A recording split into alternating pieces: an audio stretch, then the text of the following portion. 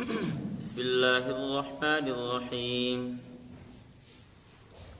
يا أيها الذين آمنوا إذا قمتم إلى الصلاة فاغسلوا وجوهكم وأيديكم إلى المرافق وامسحوا برؤوسكم وأرجلكم إلى الكعبين وإن كنتم جنبا فاطهروا وإن كنتم مرضى أو على سفر أو جاء أحد منكم من الغائط أو لامستم النساء فلم تجدوا ماء فتيمموا صعيدا طيبا فامسحوا بوجوهكم وأيديكم منه ما يريد الله ليجعل عليكم من حرج ولكن يريد ليطهركم وليتم نعمته عليكم لعلكم تشكرون صدق اللہ العظیم۔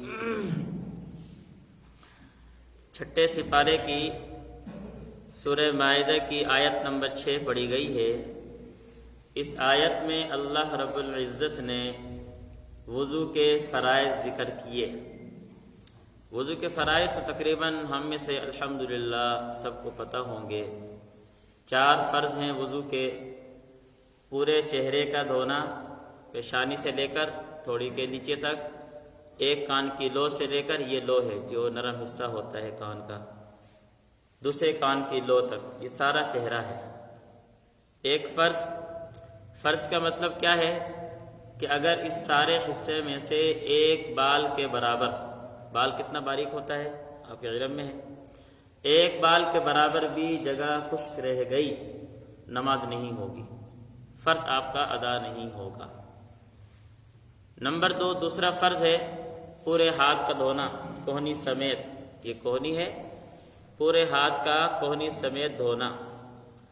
تیسرا فرض ہے اس مکمل سر کے آپ 4 حصے کریں، چوتھے حصے کا مسح کرنا، چوتھائی سر کا مسح کرنا۔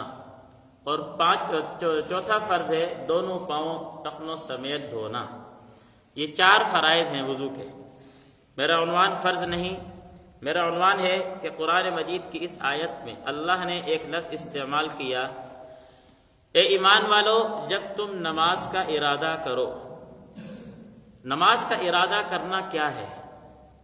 میں آیا نماز پڑھنے کے لیے، گھر سے میں نکلا، میرے کان میں اذان کی آواز آئی، میں نے وضو کیا، یہاں کا سنتیں پڑھی، امام نے نماز پڑھائی، میں نے نماز پڑھ لی۔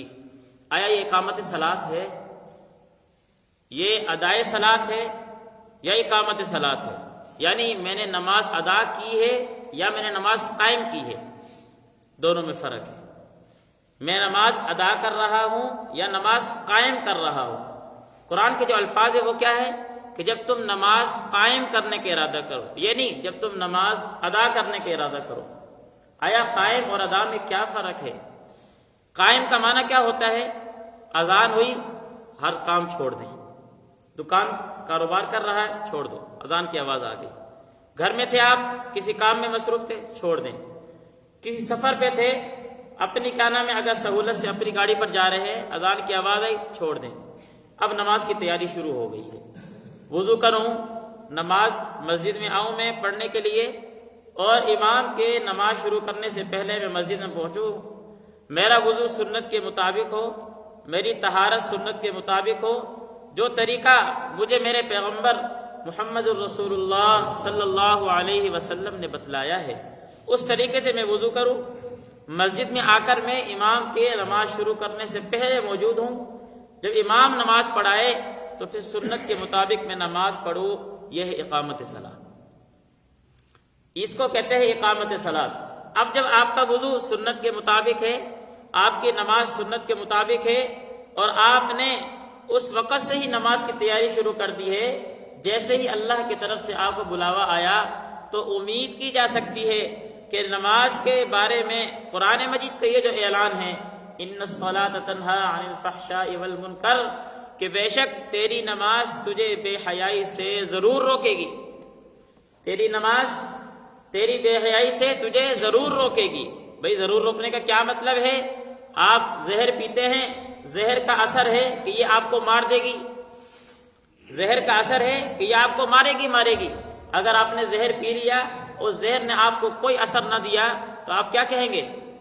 زہر 2 نمبر ہے، زہر ٹھیک نہیں ہے۔ میری نماز نے مجھے بے حیائی سے نہیں روکا، میں کیا کہوں گا؟ کہ میری نماز ٹھیک ہے۔ میری بات سمجھ آ رہی ہے نا؟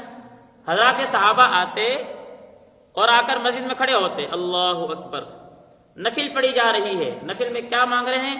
یہ نہیں مانگا کہ اے اللہ میرے گھر میں گندم ختم ہوگی، گندم دے دے، بات سمجھیں گے؟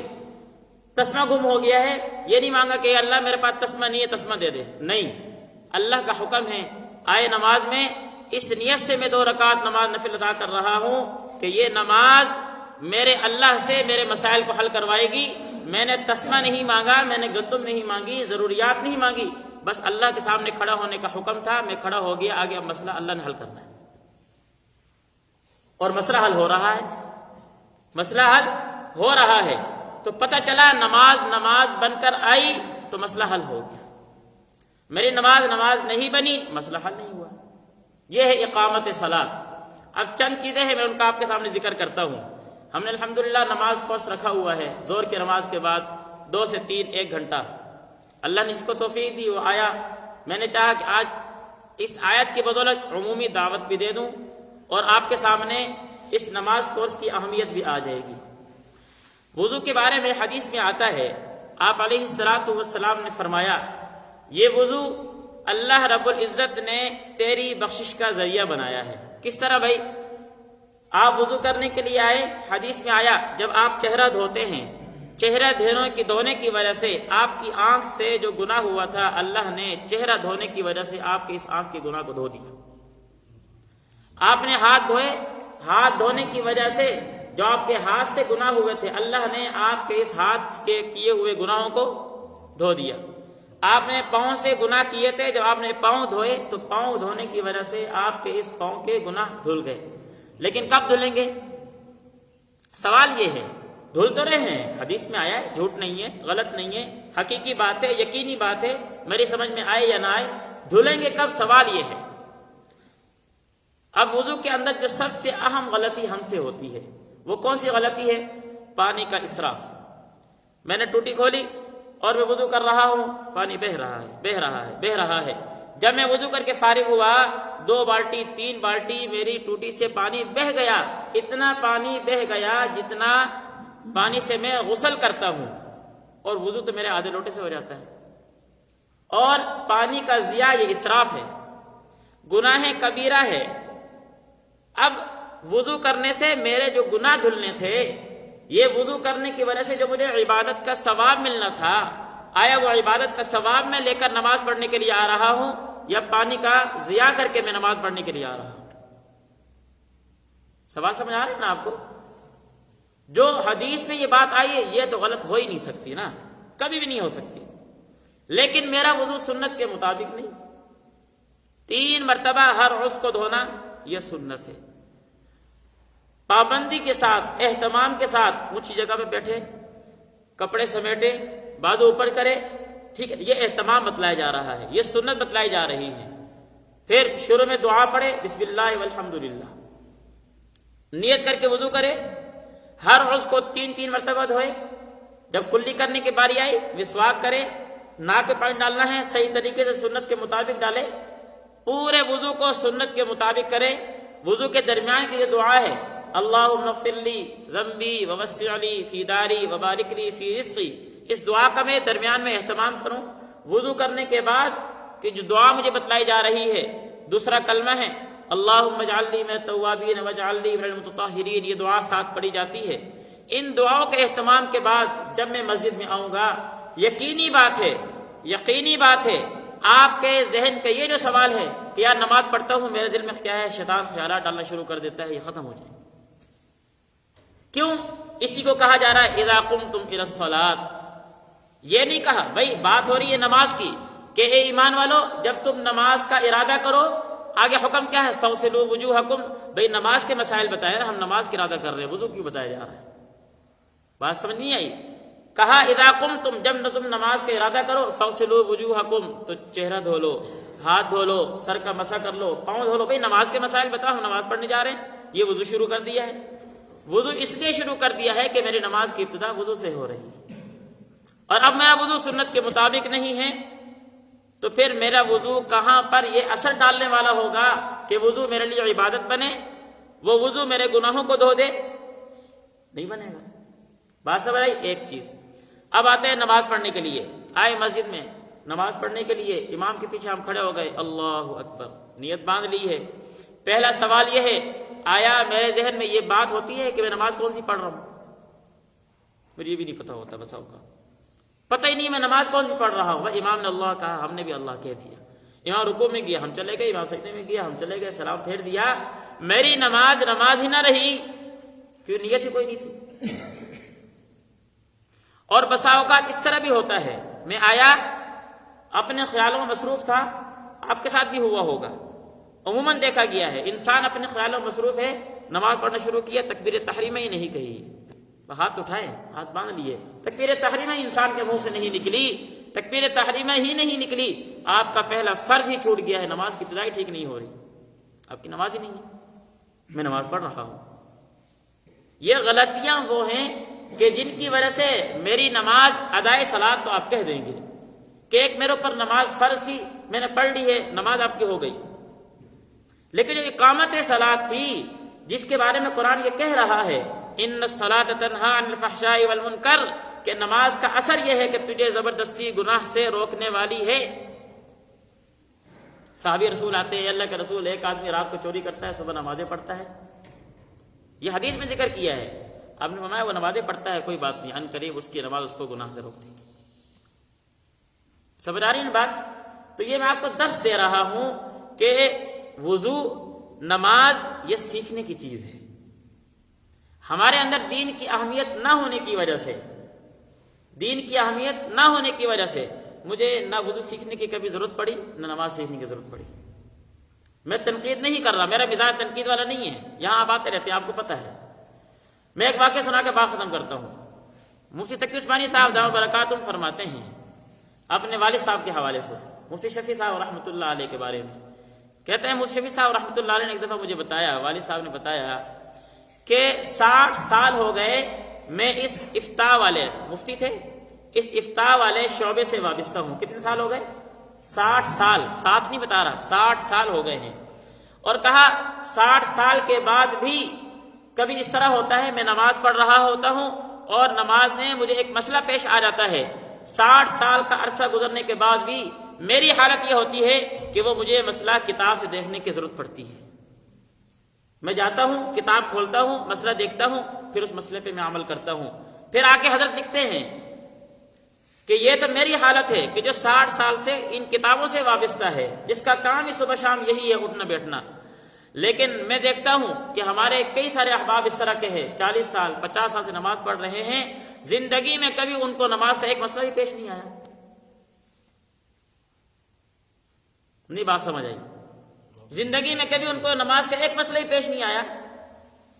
وہ 60 سال اس منصب سے کیا ہے وابستہ ہے، پھر بھی ان کو مسئلہ پیش آتا ہے تو حالت یہ کتاب دیکھنے کی ضرورت پڑتی ہے۔ میں 40 سال 50 سال سے نماز پڑھ رہا ہوں اور کبھی میں نے سوال نہیں کیا امام صاحب نماز میں یہ مسئلہ کس طرح ہے، رکوع کس طرح کرنا ہے، سجدہ کس طرح کرنا ہے۔ بھئی اللہ اکبر، نماز اس سے کیوں شروع کروائی جا رہی ہے؟ آپ جب کھڑے تھے رکوع میں گئے اللہ اکبر، سجدے میں جا رہے ہیں اللہ اکبر، سجدے سے اٹھ رہے ہیں اللہ اکبر، ہیں جی یہ کیا چیز ہے؟ یہ بار بار انسان کو کہا جا رہا ہے۔ رکوع سے آپ اٹھے سمیع اللہ لمن حمیدہ، یہ اللہ کا ہی نام آپ لے رہے ہیں، یہ کیوں لے رہے ہیں؟ سبحان ربی العظیم، اللہ کی پاکی بیان کی جا رہی ہے، سبحان ربی الاعلی، اللہ کی پاکی بیان کی جا رہی ہے، السلام علیکم ورحمۃ اللہ، اللہ کا نام۔ بھئی یہ کیا چیز ہے؟ میرے ذہن میں کبھی سوال نہیں آیا، کیوں نہیں آیا؟ یہ اقامت صلاۃ نہیں ہے، یہ ادائے صلاۃ ہے۔ آپ کسی مفتی کے بعد چلے جائیں، آپ کی نماز ہو جائے گی، آپ نے فرض ادا کر لیا، فرض آپ کے ذمے سے ادا ہو گیا، ساقط ہو گیا، لیکن میرا مسئلہ کیوں نہیں حل ہو رہا؟ صحابہ انسان نہیں تھے یا ہم انسان نہیں، اللہ نہ کرے، وہ بھی انسان تھے، ہم بھی انسان ہیں، لیکن وہ اپنے ایک نماز سے اپنا مسئلہ حل کرواتے تھے۔ میں 40 سال سے پڑھ رہا ہوں، نماز نہیں حل ہو رہی، میرا مسئلہ حل نہیں ہو رہا۔ یہ آپ کو دعوت دے رہا ہوں کہ قرآن مجید جو مجھے حکم دیتا ہے وہ کیا؟